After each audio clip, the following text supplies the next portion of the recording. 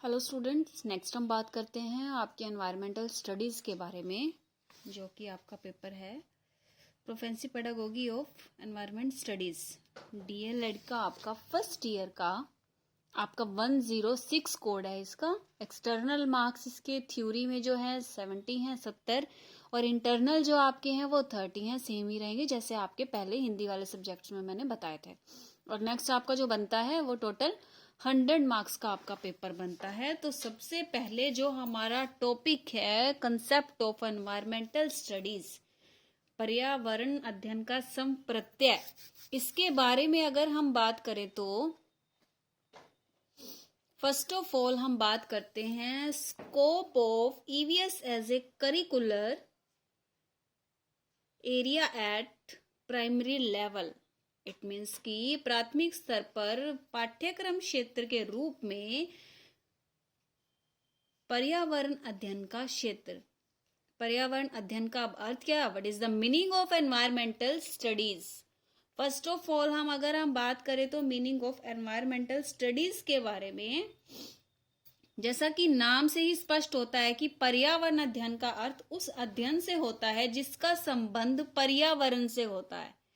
पर्यावरण शब्द अध्ययन का अर्थ दो शब्दों से मिलकर बना है। परि, इसका अर्थ है चारों ओर, और आवरण जिसका अर्थ है घेरे हुए। इस प्रकार परि जमा आवरण का अर्थ हुआ जो हमें चारों ओर से घेरे हुए है, अर्थात जो हमारे चारों ओर विद्यमान है। इसलिए पर्यावरण के बारे में हम कह सकते हैं कि कोई भी बाहरी वस्तु पर्यावरण का अंग है। हॉलैंड के अनुसार पर्यावरण एक ऐसा शब्द है जो सभी बाहरी शक्तियों, प्रभावों और दशाओं का कुल मिलाकर वर्णन करता है, जो जीवित प्राणियों के जीवन, प्रकृति, व्यवहार, विकास, उन्नति और परिपक्वता को प्रभावित करता है। वुडवर्थ के अगर अनुसार हम बात करें तो environment is very thing that affects the individual except his genes. It covers all that outside factors that have acted on the individual since he began life. What is the meaning of Woodworth के अनुसार अगर हम बात करें, according to Woodworth, पर्यावरण वह सब कुछ है जो व्यक्ति के प्रत्येक के सिवा बाकी सब को प्रभावित करता है। इसमें वो सब बाह्य कारक सम्मिलित होते हैं जिनका सब जब से जीवन आरंभ हुआ है मनुष्य को प्रभावित करता ही करता है। पर्यावरण के घटक के बारे में अगर हम बात करें, कंपोनेंट ऑफ एनवायरनमेंट के बारे में अगर हम बात करें तो पर्यावरण प्राय दो प्रकार का होता है। प्रकृति को या भौतिक पर्यावरण, नेचुरल और फिजिकल एनवायरनमेंट। सामाजिक पर्यावरण अगर हम बात करें तो सबसे पहले अगर हम बात करते हैं प्राकृतिक और भौतिक पर्यावरण के बारे में, नेचुरल और फिजिकल एनवायरनमेंट के बारे में। प्राकृतिक पर्यावरण में वे सभी तत्व होते हैं जो हमें चारों ओर से घेरते हैं, जो हमारे शारीरिक और मानसिक स्वास्थ्य को प्रभावित करते हैं। समझ रहे हो आप? जैसे वायु, जल, भूमि, खदान, जानवर और पक्षी, ये दो प्रकार से इनको वर्गीकृत करते हैं। दो भागों में हम बांटते हैं, जो पूर्ववत बन सके और जो पूर्ववर्त ना बन सके। पूर्ववर्त पर्यावरण के घटक क्या होंगे?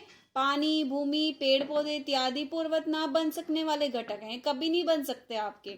और पर्यावरण को जैविक आधार पर वर्गीकृत अगर किया जाता है तो जैविक हमारा पर्यावरण में सजीव तत्व है, जैसे मनुष्य और पेड़ पौधे इत्यादि। अगर हम अजैविकीय घटक के बारे में हम बात करते हैं तो जैसे कार्बन डाइऑक्साइड हो गया, ऑक्सीजन होगी, नाइट्रोजन होगी, है ना, सल्फर हो गई। यदि पर्यावरण के इन घटकों को अपने आप पर छोड़ दिया जाए तो पर्यावरण के सभी घटक अपने आप को संतुलन में रखते हैं।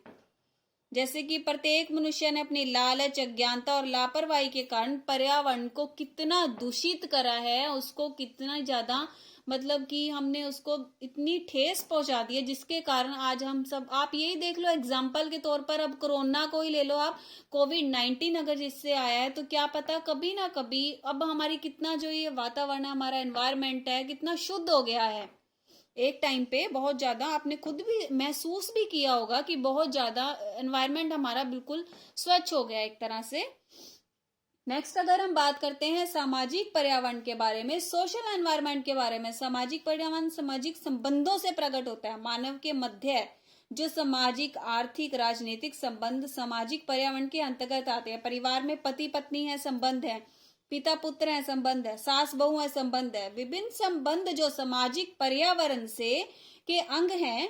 इसके अतिरिक्त मित्र मंत्र जो भी संबंध है पड़ोसी से आदि सब सामाजिक पर्यावरण का ही एक अंग है। नेक्स्ट जो हम बात करते हैं, जो जैसे कि राष्ट्रीय, अगर हम एनसीईआरटी के बारे में अगर हम बात करें तो राष्ट्रीय शैक्षिक अनुसंधान और प्रशिक्षण परिषद, ठीक है ना, एनसीईआरटी का मानना है कि कक्षा 1 अर्थात पहली और दूसरी कक्षा के बच्चों को परिचय मतलब कि सामाजिक अध्ययन विषय में संबंधित पर्यावरण के बारे में एकीकृत एक समग्र रूप के रूप में कराया जाना चाहिए, जिसके अंतर्गत प्रकृति और मनुष्य से जुड़ी हुई छोटी छोटी बारीकियों के संबंध में कोई स्पष्ट अंतर करने की बात नहीं होनी चाहिए। परिषद का एक यह भी मानना है कि कक्षा पहली और दूसरी से इस विषय में संबंधित पाठ्य पुस्तक में भी नहीं होना चाहिए। एनसीईआरटी ने कक्षा 3 से लेकर 5 में पर्यावरण को 2 भागों में विभाजित किया है, जिनका वर्णन हम इस प्रकार से करते हैं। फर्स्ट ऑफ ऑल जो हम बात करते हैं प्राथमिक स्तर पर, फर्स्ट ऑफ ऑल हम बात करते हैं पारिवारिक वातावरण से संबंधित सामग्री के बारे में। सामाजिक अध्ययन की जो सामग्री है उसके अंतर्गत प्राथमिक कक्षाओं के पाठ्यक्रम में बच्चे के पारिवारिक वातावरण से संबंधित सामग्री, जैसे व्यक्ति का परिवार से संबंध, पारिवारिक साहित्य, जो सामाजिक परिवार में परिवार की भूमिका आदि का समावेश किया जाना चाहिए। नेक्स्ट आता है हमारा बुनियादी आवश्यकताओं से। मानव जीवन की जो कुछ बुनियादी आवश्यकताएं होती हैं जिसकी पूर्ति मनुष्य सामाजिक और भौतिक साधनों के द्वारा करता है, जिससे कि भोजन, वस्त्र, मकान, मनोरंजन इसका सम्मिलित करता जाता है। नेक्स्ट हम बात करते हैं सामाजिक वातावरण की। मनुष्य स्वभाव से ही एक सामाजिक प्राणी है, वह समाज के बिना नहीं रह सकता, क्योंकि सामाजिक वातावरण के साथ उसको एक समायोजन करना होता है, एक सामाजिक परिवर्तनशील, एक विकासशील जानकारी जो हम एक दूसरे को देते हैं कि आज ये हुआ, आज वो हुआ, तो इसके बिना तो हमारा कुछ चलना ही नहीं है।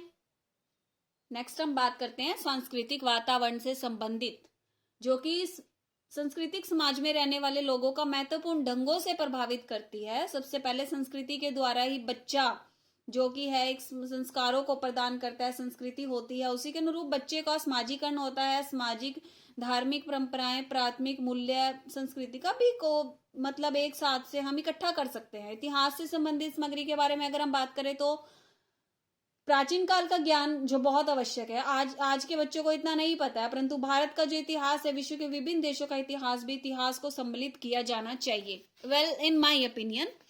नेक्स्ट हम बात करते हैं भौतिक वातावरण से संबंधित सामग्री की।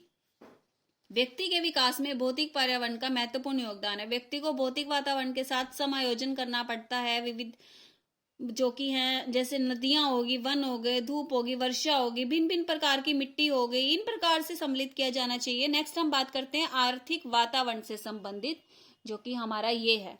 आर्थिक वातावरण से संबंधित अगर हम बात करें तो विद्यार्थियों को मानव जीवन के विकास में आर्थिक व्यवस्था का बहुत अधिक महत्व है। इसमें पाठ्य सामग्री से भी और व्यापार से भी, बेकारी की समस्या भी आदि को सम्मिलित किया जाना चाहिए। विज्ञान और तकनीकी से संबंधित सामग्री के बारे में अगर हम बात करें तो आज का युग विज्ञान का, तकनीकी का युग है। सामाजिक जो अध्ययन द्वारा विद्यार्थियों को बताया जाता है कि विज्ञान मानव जीवन के विकास के महत्वपूर्ण भूमिका निभा रहे हैं। इसमें तकनीकी से संबंधित दृष्टि को समझने का एक मूल कारण होता है राजनीतिक वातावरण से संबंधित सामग्री होती है। नेक्स्ट हम बात करते हैं राजनीतिक वातावरण से संबंधित। इसमें विद्यार्थियों को एक जागरूकता पैदा होती है कि हमारे कर्तव्य क्या है, हमारी सुरक्षा क्या है, हमारे राइट्स क्या है, हमारी एजुकेशन क्या है, हमें चाहिए क्या है। और विश्व से संबंधित सामग्री के बारे में अगर हम बात करें तो देश के जो विभिन्न देशों की सामाजिक, आर्थिक, भौगोलिक, राजनीतिक सभी प्रकार की जो है हमारी जलवायु, इतिहास सभी के बारे में इसको इकट्ठा किया जाना चाहिए, शामिल किया जाना चाहिए। नेक्स्ट हम जो बात करते हैं प्राथमिक स्तर पर पर्यावरण अध्ययन का जो भाग है, उस नंबर 2 की बात हम करते हैं। वैज्ञानिक विषय में जो भौतिक, रासायनिक जो जीव आते हैं उनके बारे में हम बात करते हैं। फर्स्ट ऑफ ऑल जो हमारा आता है हमारा शरीर और स्वास्थ्य। इसके अंतर्गत शरीर की बनावट, मांसपेशियों के कार्य, त्वचा के कार्य, हड्डियों के व्यायाम संबंधी जानकारियां, भोजन और हमारा स्वास्थ्य, भोजन करने की ठीक आदतों का ज्ञान इसमें देना चाहिए। नेक्स्ट आता है हमारा घर और पड़ोस। इसके अंतर्गत घर और पड़ोस की वस्तुएं जो है स्वास्थ्य पालन में और इसके बारे में जानकारी दी जानी चाहिए। नेक्स्ट हम बात करते हैं सुरक्षा और प्राथमिक सहायता के बारे में। इसके अंतर्गत बच्चों को सुरक्षा, सड़क पर चलने के नियमों में, खेलते समय सावधानी, औजारों के प्रयोगों के बारे में, सावधानी, चोट लगने पर फर्स्ट एड के बारे में बहुत सारी जानकारी दे देनी चाहिए।